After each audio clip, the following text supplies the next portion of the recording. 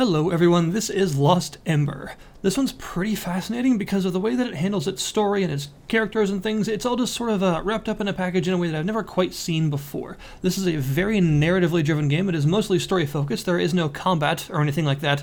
However, the story that's actually here is very much worth telling, and it's definitely worth experiencing as well. It is a game in which you play as a member of a civilization, effectively, that has a sort of almost reincarnation-like belief system that involves people either going to the afterlife in what's called the City of Light, or being, becoming an animal, effectively being sort of reincarnated, as it were, as an animal. And those that don't quite make it into the city and instead become the animals of nature that roam around are considered lost embers, hence the title of the game.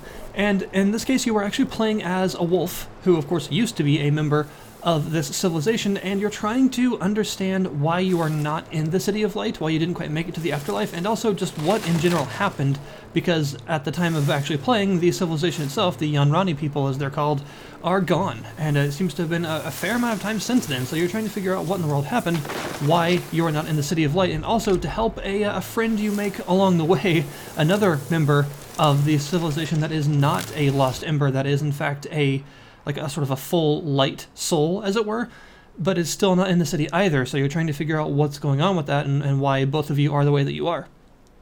And it takes place in a pretty vast, different array of landscapes. You have all sorts of things from, huge plains to forests to underwater landscapes and ruins and caves and deserts, and it's really pretty fascinating, actually. And one of the main mechanics of the game is that although you are a wolf, you are also technically a lost ember, and you are allowed to, or able to, sort of possess other animals. You can become just about any animal that you can see, from fish to fireflies, dragonflies, to hummingbirds, even like these sort of bison, I think is what they might be, wombats, which are adorable, and as you saw earlier, a worm, the most overpowered character in the entire game. Also, there are moles. The moles are pretty fun because they allow you to dig up stuff and dig around ruins and under walls and things like that. They're pretty cool.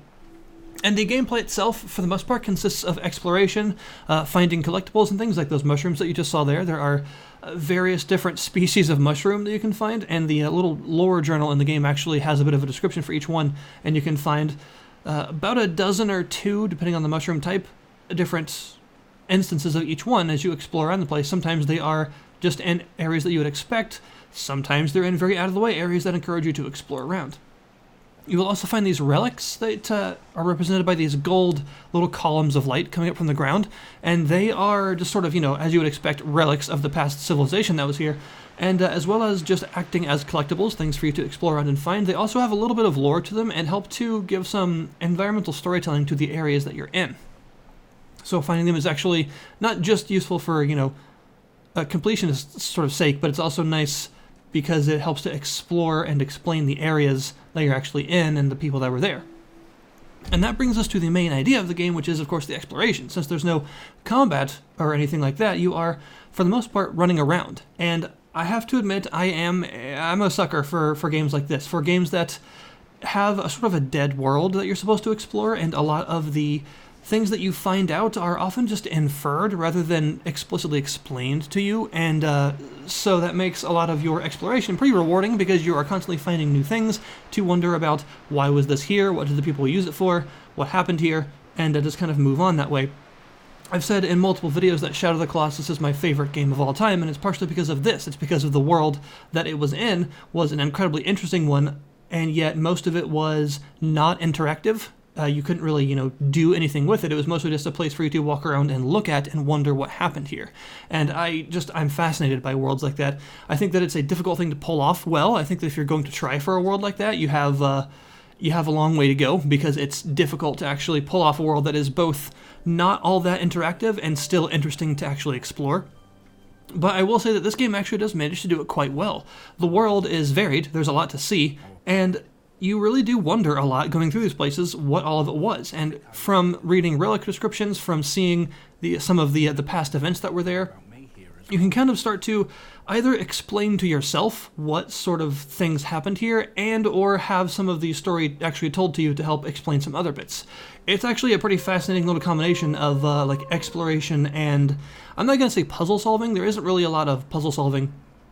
The most intense gameplay that you'll see is occasionally there will be these little action scenes that are basically QTEs. That, for instance, you'll be swept along as a hummingbird by a wind gust, and you'll need to press buttons in time to avoid rocks and branches, and stuff like that.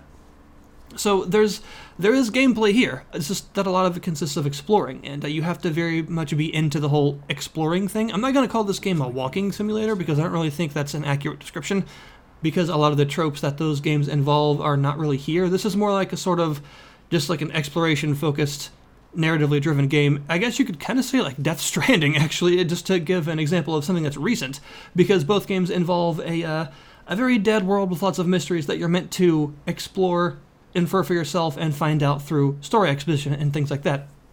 Obviously, the games are not very similar mechanically, but the idea behind the world and what you're actually meant to do in it, gameplay-wise, is something that's been done only a few times here and there in gaming's history, with, in my opinion, Eco and Shadow of the Colossus being kind of the pinnacle of that method of storytelling, and also some of the earliest examples of it actually being done well. I suppose the Soulsborne games also count, because they involve very mysterious, large, dead worlds that you're meant to find out through a lot of atmospheric storytelling and things. So yeah, you probably kind of get what I mean. As you kind of explore around, you will be mostly given exposition through these echoes of the past that you'll be chasing. There are these sort of flare-like things on the ground. You actually see one right there, that represent these places where you can see past events unfold in front of you. They are given in the form of these static, sort of almost stained glass-looking reddish figures that represent both you, your actual, when you were a human instead of a wolf, and your followers, and just other important characters in the history of what actually happened to this civilization. And you will go through various areas and seek out these little bits of storytelling that will show what actually happened here, which is pretty cool because it gives you sort of a way to tie things together in between the exploration and what you're actually going to be sort of thinking to yourself as to what is actually going on around here, and then actually finding these that will tie together some events in that area to give it a little bit more character and to give it more of an explanation as to what it was and what happened here. So a lot of the storytelling is actually stuff that you seek out. It is given to you. I'm not even going to call them cutscenes most of the time. There are definitely cutscenes that are more animated and that you do not, control or anything, but a lot of them are things like this, which are just these sort of atmospheric bits of echoes, these past echoes where you can see figures and things happening that have happened in the past, and you can actually sort of infer what went down from there and where you need to go next. It is a linear game, as you'd probably expect, but the areas are very open, and there is, of course, lots of exploration because of the collectibles, the relics, and the mushrooms and stuff like that. And also, sometimes it's just kind of fun to look around, That's, I suppose, one of the better aspects of this sort of world design is making the world itself actually interesting to navigate, Just like in Shadow of the Colossus, you'll find all these weird temples and other structures and things like that, and you can't really do anything with them, You can't pull levers to get treasure chests or anything. You just sort of can look at them and try and figure out what they were. And that is definitely not going to be something that everyone can enjoy, but I absolutely love it. I think it's fascinating to actually explore worlds like that. I love the idea of going through this sort of ancient place where who knows what happened and trying to figure it all out for yourself. And I would say that this game actually pulls it off. Like I mentioned, it is a difficult thing to do, and it's actually kind of ballsy to try because of the difficulty of actually tying together a world that is simultaneously empty yet interesting. I've heard it called beautifully bleak before, the sort of game design that I'm talking about, and I think that fits pretty well. And the game definitely does it. I think it helps that it's got so many different places to go. You'll be going across even, as you see here in the background, these sort of wetlands where there was like a fierce battle and a huge burning of like a capital city. So there's quite a bit of, I suppose, overlap between trying to understand the world as you see it now and then actually activating these echoes and seeing what happened here before, so you can pull together a sort of bit of narrative for each area, and that's sort of what leads you from area to area as you go. I'm deliberately not really giving you many details about the story itself, nothing specific at least, besides, who the characters are, and that's definitely on purpose because the story is actually, it's worth experiencing, and that is the main point of actually playing the game, is for the story. Since the gameplay is quite simple and involves mostly exploration, the actual main draw to keep going is to find out what happens next, and different new areas that you can go next and try and figure out what they were. The story does revolve around you, or, well, who the wolf used to be, as well as trying to figure out why your friend is not in the City of Light, and actually, you know, what happened to the civilization, why it fell, why its people just don't exist anymore, and you seem to see no humans at all. And it's worth getting to the end. It's the kind of story that keeps you, once you actually get interested in it, it keeps you wanting to see the next point. It keeps you wanting to explore and see the next little story bit unfold so you can understand more. And I think the fact that it's presented in this sort of point-to-point way, instead of having like large exposition cutscenes, it ties in with the exploration and keeps you going through the areas at your own pace.